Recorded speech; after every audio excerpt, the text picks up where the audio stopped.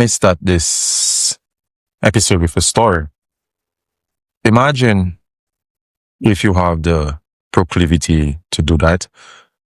A young man, well, some persons were traveling across an island, and for some reason, the plane crashed on the island.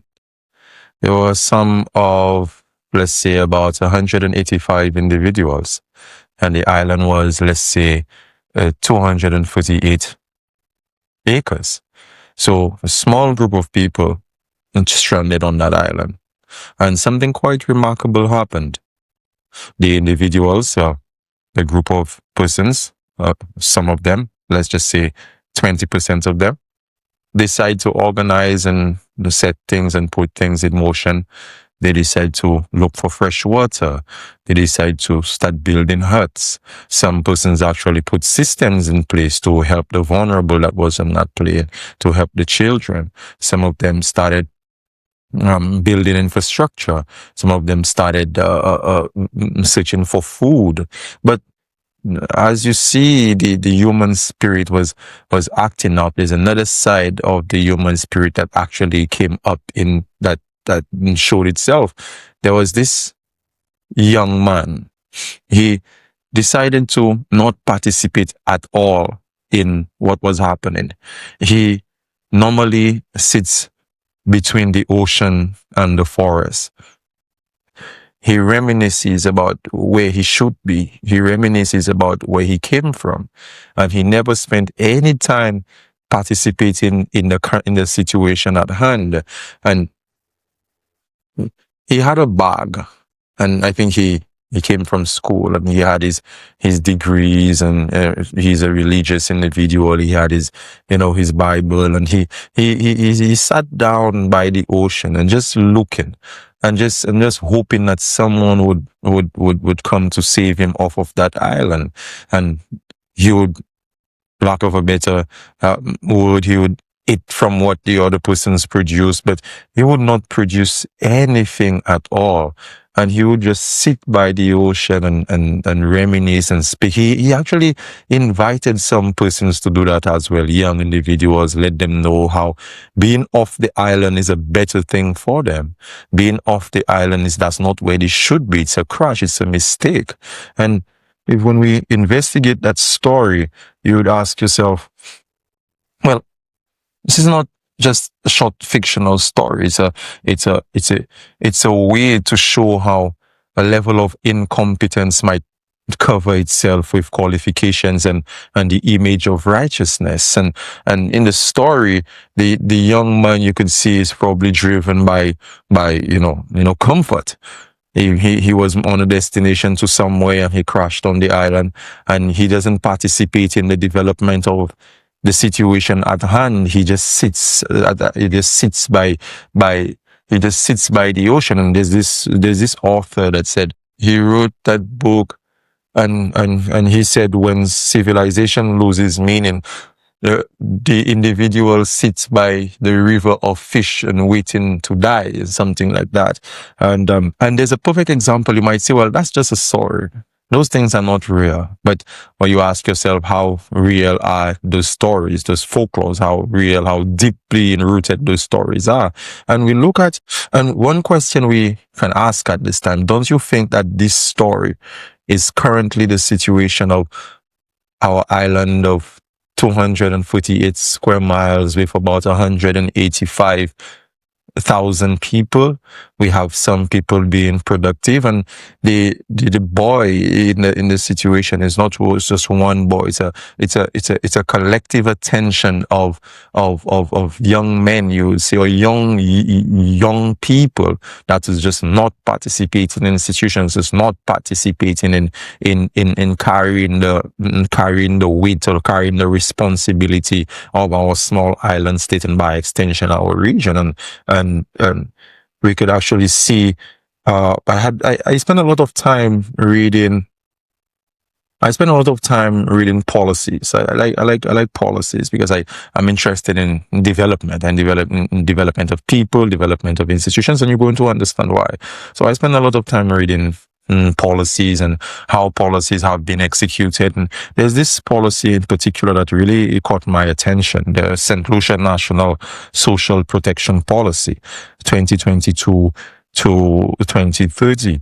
And in this policy, you could actually, they were making a summary analysis of the last policy that was written, that was implemented, that was written unimplemented in 2015, the 2015 action plan.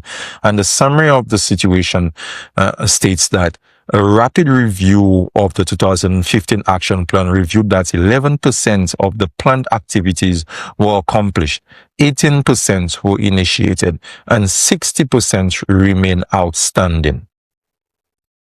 And it's like, it really appears to be a pattern. It appears to me that we have adopted the pattern of the boy in the story, and I could be wrong about that. There could be legitimate reasons why 60% of a policy is not implemented and only 11% is implemented, and in that 11% we only achieve 6%. There could be legitimate reasons, but the lack of from my attention for what I'm interested in, I think better could be done, and not just on the political level, but just on the ideas of just on the foundation of implementing ideas, because the policy is grounded in ideas, and ideation is about ideas for development. So if you're interested in development, you should be interested in policy. You should be interested in the implementation of ideas. You should be you should be interested in those things, and that's where my interest lies. And when I read that, I'm asking myself, could better be done, and what caused that? What caused the idea that we might be very unproductive? I'm not saying that we are. I'm just asking questions. So in this video, I will explain how ideation will serve as a pathway to an alternative in 2026. So this is our first video. This is our introductory video. I'm going to say welcome. And that's what that's what ideation was built on. It was built on the ideas and the philosophy of development. And it's actually called the Labs for Development. We actually focusing on ideas, that practical ideas, not pie in the sky ideas that could allow you to put your feet on the ground and move. Because majority of the time when people speak about ideas, and I'm going to really talk about places that ideas are articulated and reasoned all the time, the church spaces, the schools, those ideas are, it appears to me that the ideas we are passionate about, the ideas we are emotional about, are just ideas that is formulated in the mind. Those things are not practical in the real world. So our purpose for ideation is to be able to discuss ideas that are practical, ideas that are real, ideas that are able to move individuals, institutions, and systems towards a valuable aim. We need to specify a valuable aim. We need to find out where we are, and we need to pursue that. So welcome. Let's go on a journey with ideation in 2026. We're going to have conversations with professionals in the field, psychologists, economists, and agriculturists. We're going to talk to different persons in different fields to try to find out, how can we ground specific developmental ideas in those fields. And we're going to review books. We are going to speak about faith. Faith plays a very important role in development, and I think we tend to forget that development, faith, and when you talk about development, talk about human development, and human development has a strong foundation in faith, because sometimes you have to be able to accept things a priori, which means you have to accept things without certain fundamental presuppositions, without evidence. And that's what the basis of faith. We're going to discuss whether faith is important for development. So let's go on the journey, like and subscribe, and let's move forward. When we talk about development, when we talk about human development, we must have a theory for development. And we live in a small island, a state, and any individualized space, we are made up of systems. We are made up of systems, and these systems are made up of institutions, and institutions are made up of people. So if we are talking about development, you must ask yourself, what is your theory surrounding human development? So we must focus on the development of the individual in relation to the development of the collective and the system. So what is your theory? What is that theory? And again, when we talk about theory, there's a common misconception that theory, again, is something that's a pie in the sky. Theory is something that's implementable. And when you have a theory, is that you are saying that you are implementing a set of ideas towards an aim, and the theory can either collapse or it can maintain. And again, we have to, again, correct a preconceived notion of what we think a theory is. So a theory, my theory is that if I climb the tree, I will pick the mango. You have that in your head. You go ahead, you climb the tree. Oh, I did not pick the mango because majority of the mangoes are higher than where I could reach. So my theory failed. It's not because I climbed the tree, I can pick a mango. So I need something like a stick, or I need to throw stones. So that's what it is. What is your developmental theory for human beings? What does it constitute a human being to develop? I hope I said that right. So there's this paper I read on the models for human development, and in this paper it says, to achieve this, one must consider human development, which is measured by the human development index and system development, both of which are guided by ideas. In the United Nations report 2013, written by Frances Stewart, titled Capabilities and Human Development Beyond the Individual, the Critical Role of Social Institutions and Social Competencies. They stated that in this article that individuals cannot flourish alone. Indeed, they cannot function alone. When they are born, the family provides the life support. In turn, families cannot function independently of the societies in which they are located.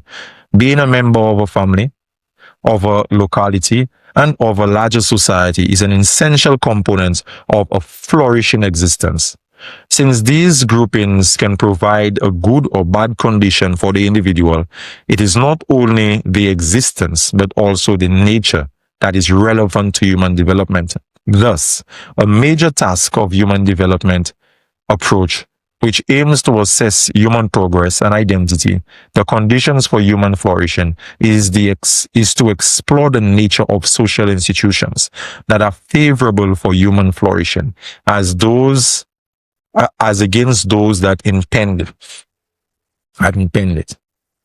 So basically, the idea of human flourishing or human development is really beats to a conversation between the individual and the development of the individual and the sustainability and development of the institutions, which is the institutions working together to make up the system. So it's a relationship between that. You cannot just focus on the individual development, because the individual is living in a space, and the space must be catering for that individual development. So the theory of development that we are going to approach development with is development of both the individual and how that individual can thrive and flourish within the systems that we are building. So it's between the conversation between the individual and collective, and we are going to discuss that a little further in other episodes. What does it mean for us to have a fully individualistic society, or whatever it means? What does it mean for us to have a fully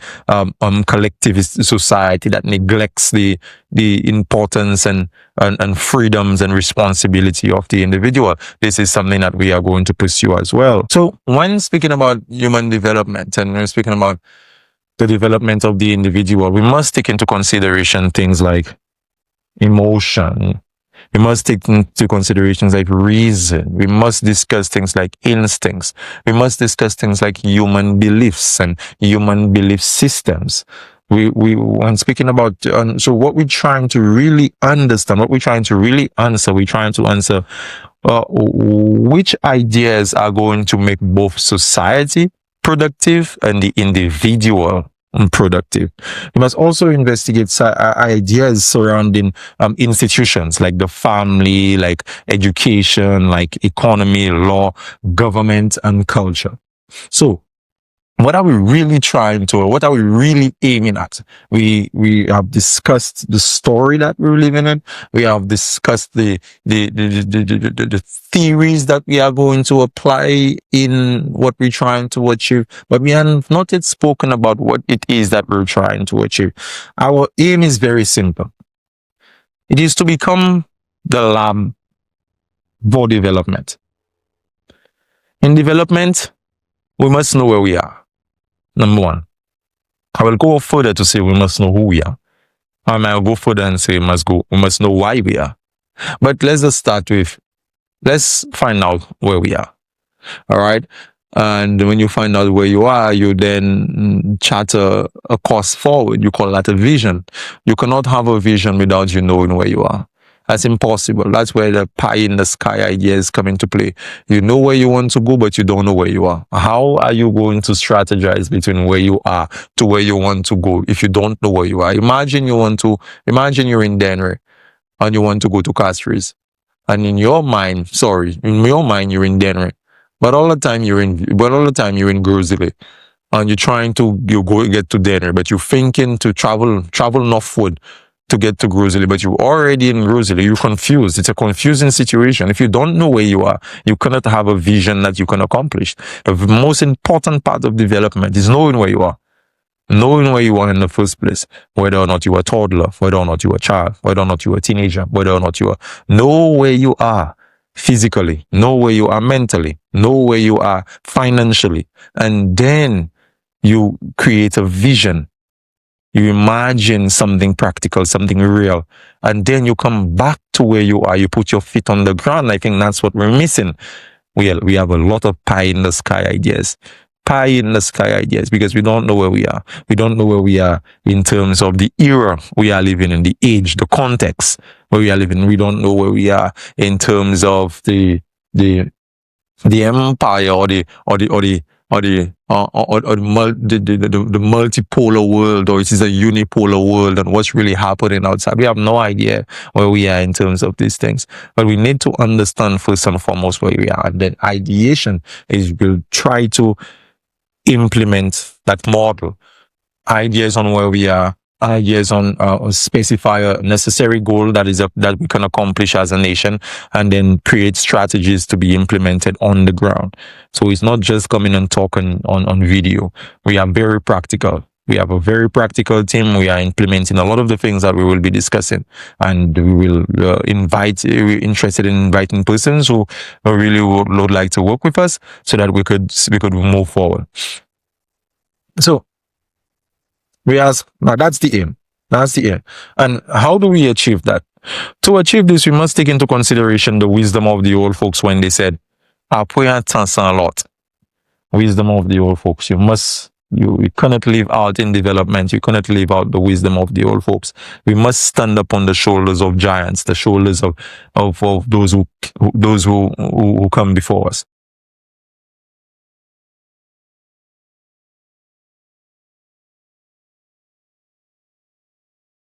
We have seen that the world is changing rapidly.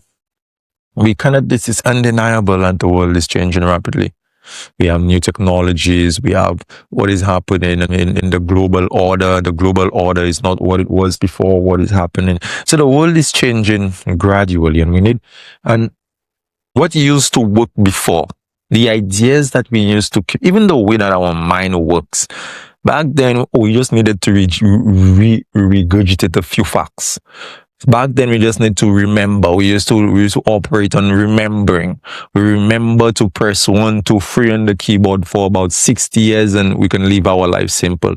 With the development of AI, with the development of the technologies that we have so far, remembering is not as useful as it was before. Right now, it's innovation, it's growing, it's be able to change, it's be able to learn, relearn, and unlearn. It's a new space. It's a new space. And I'm not sure how much we have valued whether or not that space is new. And again, that's what we're trying to do here at Apex. Apex is the organization we work with. At Ideation, we're trying to add value, to evaluate those ideas that we held so strongly before. And we're going to use the model of Rene Descartes Rene Descartes in his meditations on first philosophy. He said, if you wish to ensure that none of your beliefs are rotten, you must empty the basket completely, examine each belief, and only put back those that survive rigorous inspection. And that take me back to the reasoning from first principles. Right now we need to go back to the first principles. We need to go back to the first principles and reason up from first principles. And the things that are not in principle, it's okay to let it go and to establish a new movement forward. We are going to investigate ideas surrounding, in the final analysis, we are going to investigate ideas surrounding belief systems, human development, political systems, and culture and civilization. Why would you subscribe to ideation in 2026? Why would that be of value to you? This movement will invite you to be part of something bigger than yourself. We are aiming, we will take you on an adventure. You will be on an adventure with us, but that adventure, it will allow you to participate in tilting our nation, our region to some extent, a little away from hell and closer to heaven, speaking symbolically. We also know that there are a lot of noise in terms of impractical knowledge. We have a lot of knowledge today. We have a lot of knowledge. A lot of people outspeak. A lot of people are talking about ideas. But one thing I've noticed is persons tend to listen to content. People tend to listen to things that are just based on sensation, feel good. I sit down with some people and we're looking at something and probably go to church or whatever.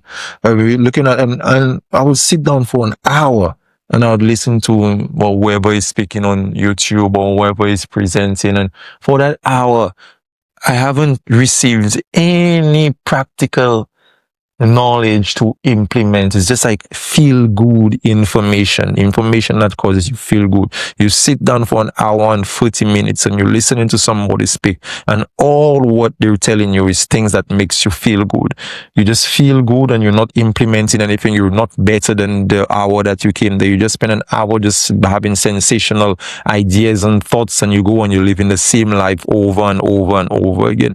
This is not what ideation is about. If you're looking for a channel to feel good about yourself or about what you're doing, this channel is not for you. But if you're looking for a channel to be practical, to implement ideas, to understand ideas, to move forward, to be part of life, to participate in life, this is the channel for you. And don't be afraid to like and subscribe. So let's go ahead and make the desert bloom.